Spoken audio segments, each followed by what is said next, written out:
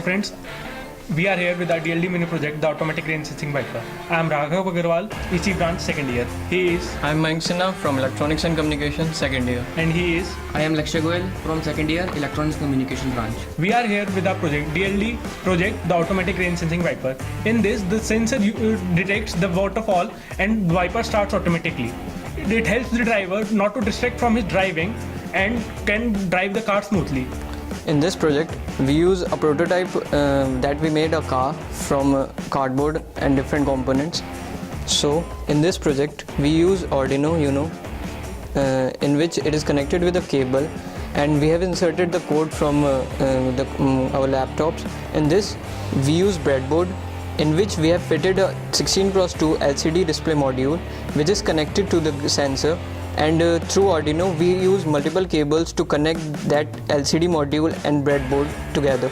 Here we use rain sensing module which is connected to the breadboard, and if the intensity of the rain is high, the display will show the high intensity, and according to that the medium and low intensity also will be shown on that. Here is the wiper which is connected and moved through the servo motor, and it sweeps the water that fall on the windshield. So now come to the working of the project. We connect the USB cable with the power bank so that it uses the power source for the project, and such that LCD display is start running. As the name depicts, it is the automatic rain sensing wiper project.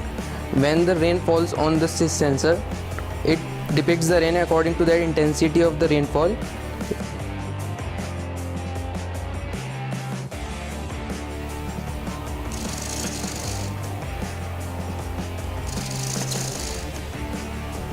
So in our project, the main advantage of this is it allows the driver to concentrate on their driving, and it does not require any hands calling to switch on the wipers and concentrate on the road, so that less amount of accidents should be done.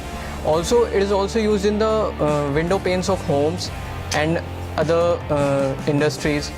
So that's all for our project. Thank you.